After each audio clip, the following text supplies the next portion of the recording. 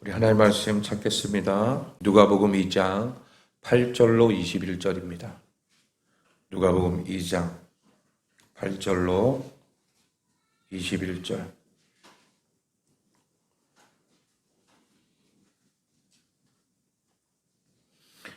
우리 찾으셨으면 한 목소리로 합독하겠습니다. 그 지역의 목자들이 밤에 밖에서 자기 양떼를 지키더니 주의 사자가 곁에 서고 주의 영광이 그들을 두루 비추매 크게 무서워하는지라. 천사가 이르되 무서워하지 말라. 보라, 내가 온 백성에게 미칠 큰 기쁨의 좋은 소식을 너희에게 전하노라. 오늘 다윗의 동네에 너희를 위하여 구주가 나셨으니 곧 그리스도 주시니라. 너희가 가서 강보에 쌓여 구유에 누워있는 아기를 보리니 이것이 너희에게 표적이니라 하더니 호련히 수많은 천군들이 그 천사와 함께 하나님을 찬송하여 이르되 지극히 높은 곳에서는 하나님께 영광이요 땅에서는 하나님이 기뻐하신 사람들 중에 평화로다 하니라.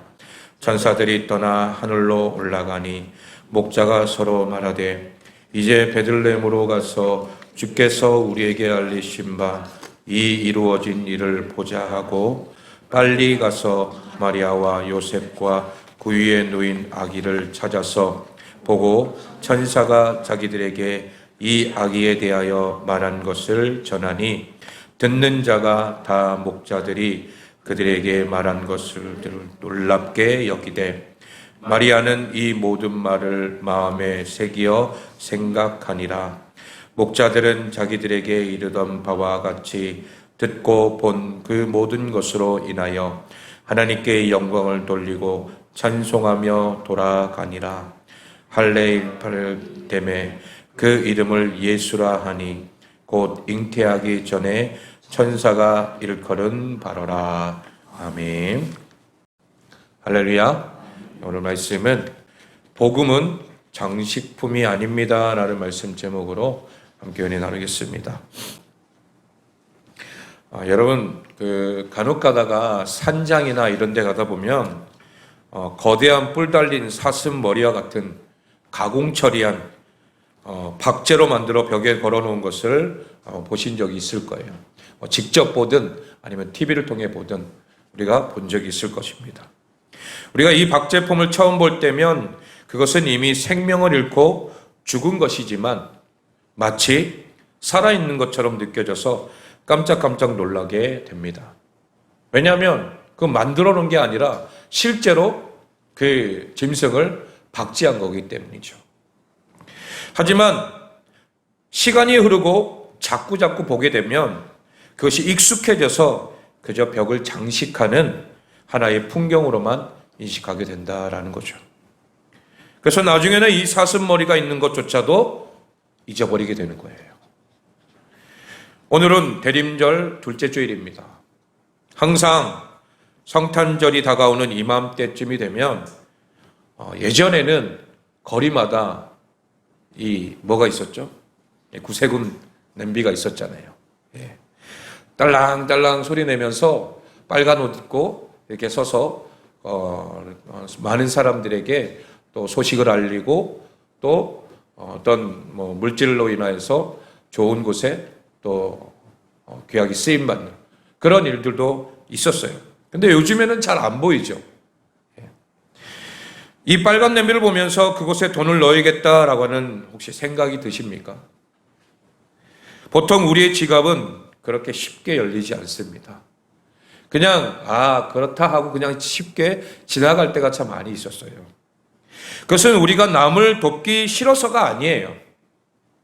그저 그 빨간 냄비를 자주 보다 보니 박제처럼 그저 성탄절을 장식하는 풍경처럼 되어버렸다라는 거예요.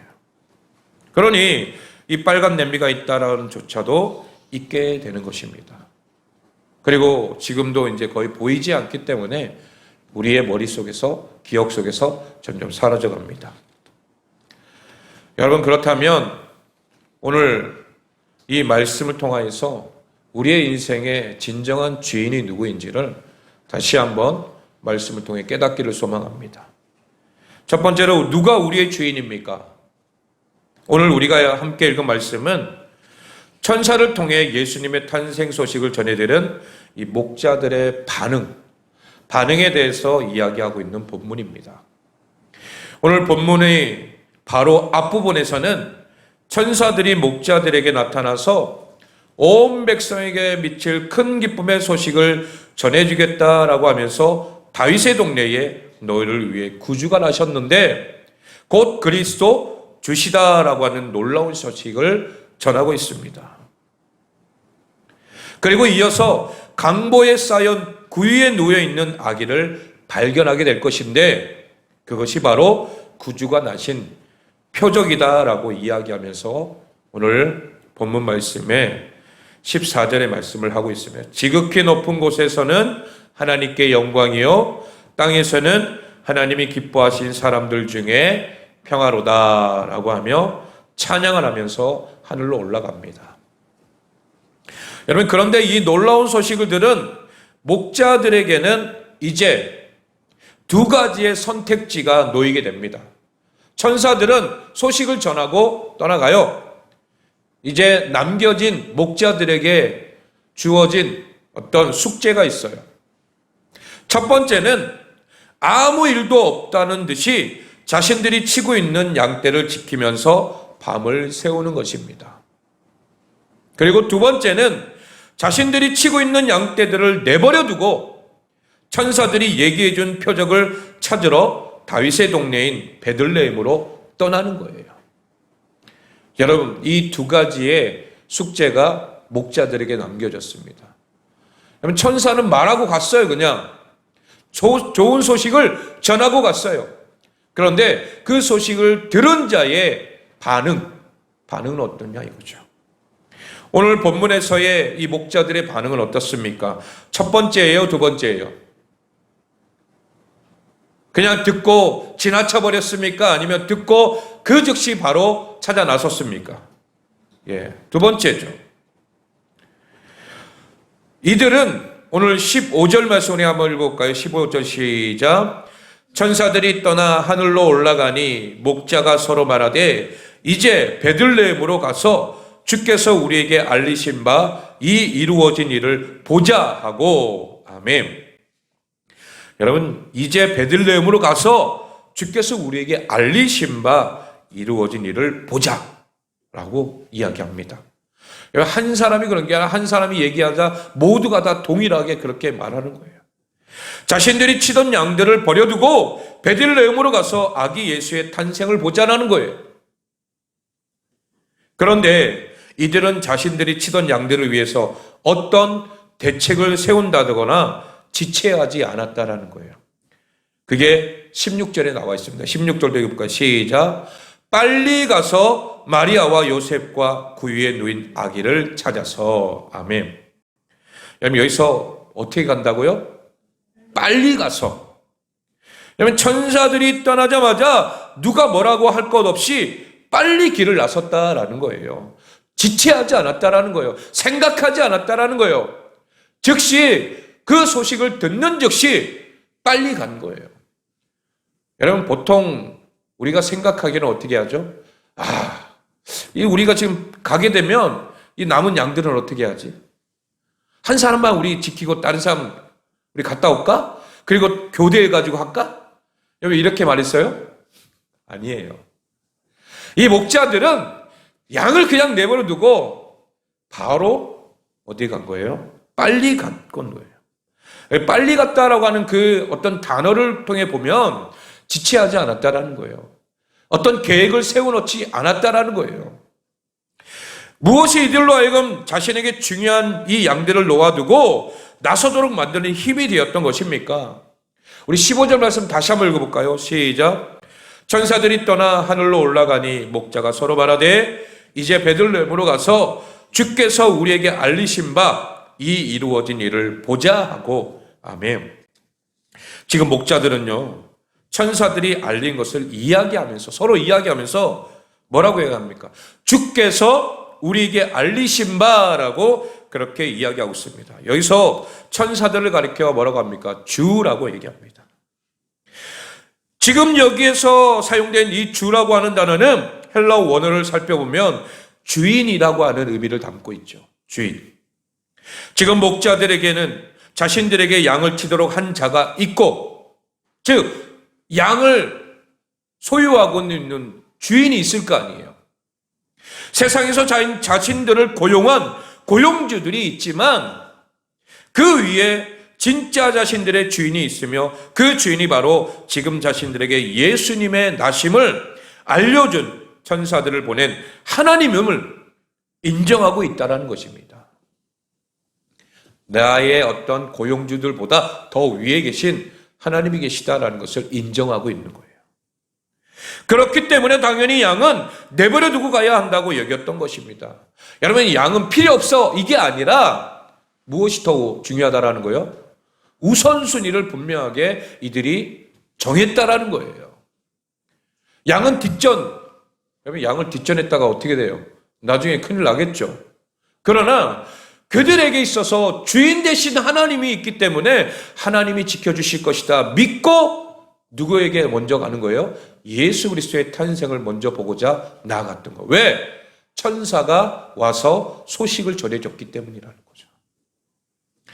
여러분, 예수님께서 자신들의 제자들을 부르실 때에 그때도 한번 우리가 생각해 보세요. 마태복음 4장 19절 말씀 한번 읽을까요? 시작. 나를 따라오라. 내가 너희를 사람을 낚는 어부가 되게 하리라. 아멘. 여러분, 예수님께서 베드로와 안드레를 부르셨을 때에 그들은 배에서 그물을 던지며 낚시를 하고 있는 그런 중이었던 거죠. 그런데 예수님께서 그들에게 나를 따라오라는 거예요. 그 말씀을 하시자마자 그물을 어떻게 했어요? 버려두고 예수를 따라갔던 거예요. 야고보와 요한은 또 어땠습니까? 그들도 자신들의 아버지의 세베대와 또 함께 배에서 그물을 깃고 있었는데 예수님께서 부르시니까 그 즉시 배와 아버지를 버려두고 예수님을 따랐습니다. 여러분, 어부였던 이들이 자신의 전부인 것인 이 배와 또 그물을 버려두고 심지어 부모님, 아버지까지도 내버려두고 예수를 쫓았던 그 원동력이 무엇입니까? 그분이 자신들에게 진정한 주인임을 알고 있었던 거라는 거예요. 내 인생의 주인은 저분이시다. 나를 부르신 예수님 저분이시다라는 것을 인정하기 때문에 그 즉시 따라갔던 것입니다. 여러분, 그들도 예수님 잠깐만요, 제가 인사하고 좀 이렇게 저렇게 며칠 있다가 예수님 따라갈게요, 이런 게 아니에요. 버려두고 바로 예수님을 따라가는 거예요. 누가? 예수님이 부르시니까, 예수님이 나를 초청하시니까, 나를 부르시니까 그 즉시 그냥 따라가는 것입니다. 자신들의 주인이신 예수님을 쫓으며 그분께서 자신의 모든 먹을 것과 입을 것을 책임져 주시리라 라고 하는 기대와 확신이 있었기 때문에 그 즉시 다 버려두고 예수님을 쫓을 수 있었던 거예요. 왜? 내 인생의 주인이기 때문이라는 거죠. 오늘 목자들도 마찬가지예요.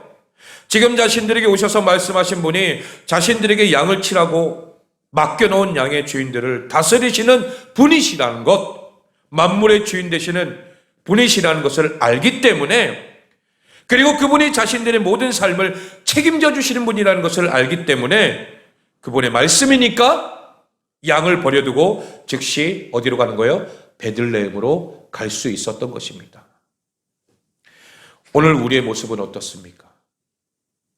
여러분, 이 말씀이 그냥 목자들의 말씀만으로 끝난다면 내게 아무 유익이 없어요. 이 말씀이 누구에게? 오늘 나에게도 적용이 될 줄로 믿습니다. 아무리 복음의 기쁜 소식이 들려와도 주님께서 내게 말씀하셔도 주님, 내 인생에서 중요한 일들이 너무 많습니다. 제가 지금 뭐하고 있는지 안 보이십니까? 제가 치고 있는 이 양들 한 마리 한 마리도 잃어버리면 제가 다 물어내야 돼요.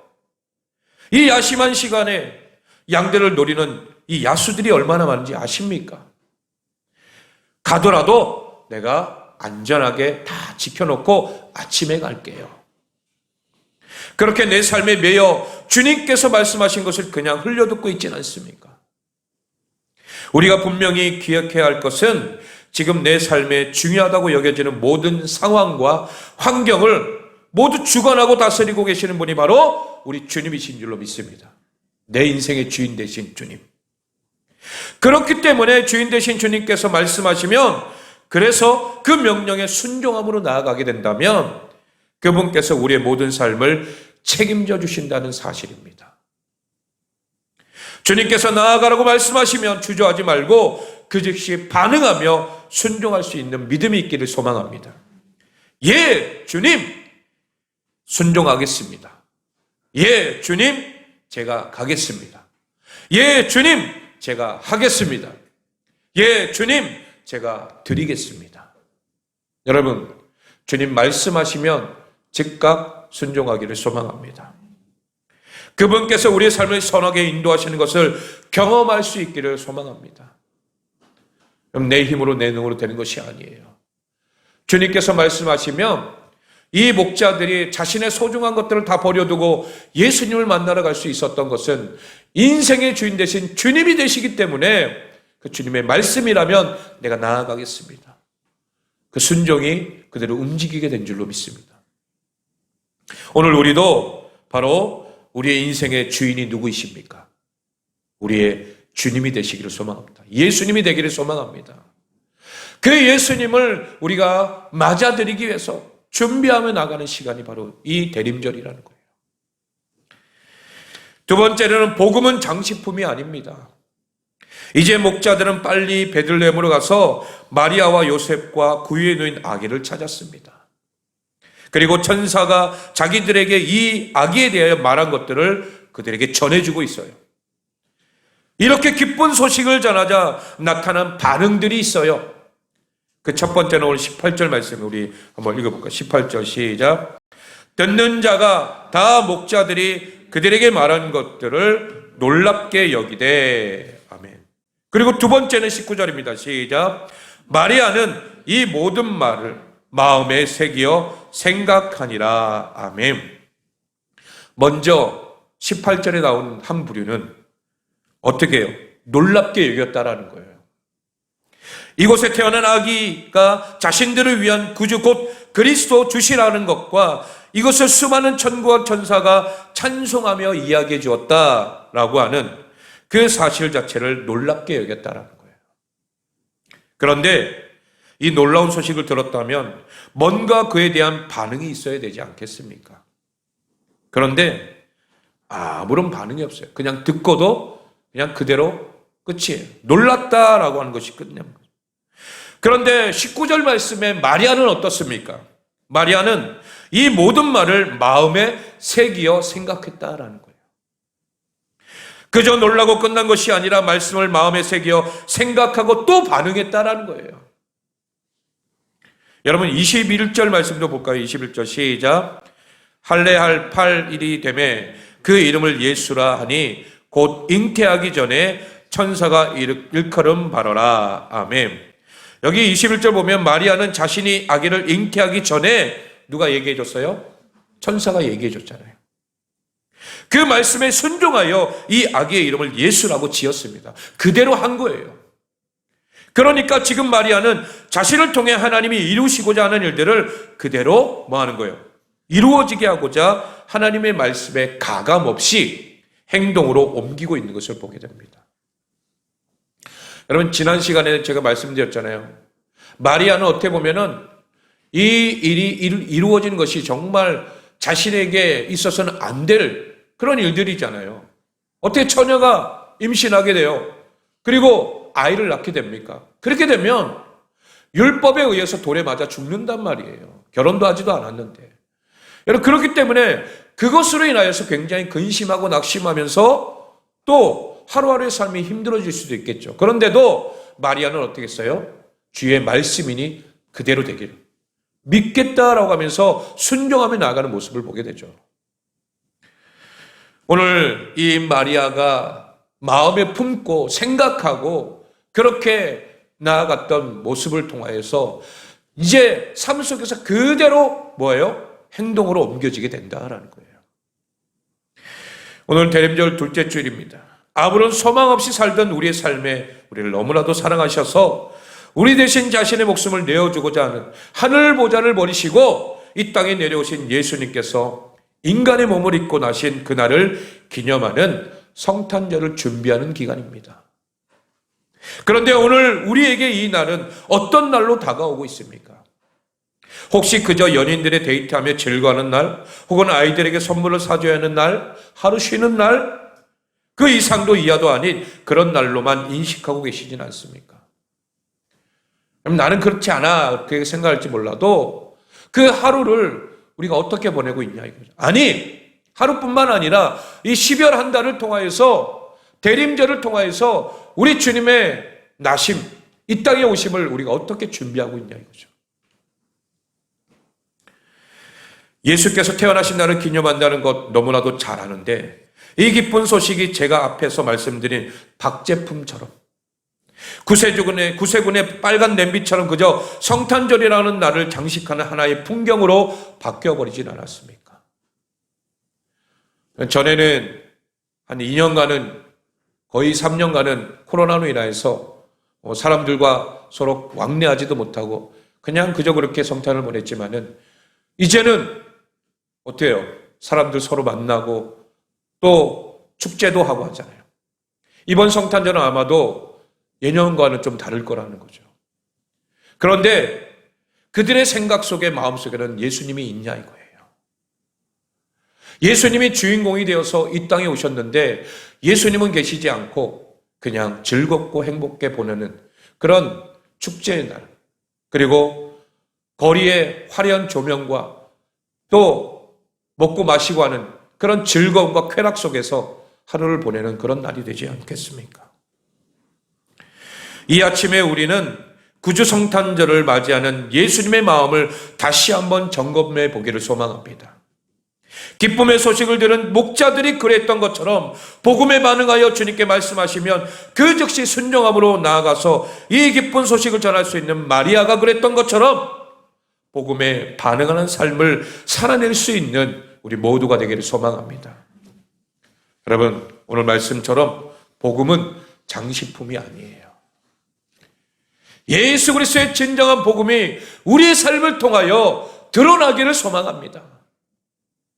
그리고 그 예수님의 이 땅에 오심, 나심을 우리가 나만 알고 있는 것이 아니라 우리 주변에 있는 많은 사람들에게도 우리가 전하여서 목자가 사람들에게 기쁜 소식을 전했던 것처럼 또한 우리도 내가 들은 것을 가지고 사람들에게 기쁜 소식을 전할 수 있는 복된 성탄절이 되기를 예수 그리스도의 이름으로 축원합니다.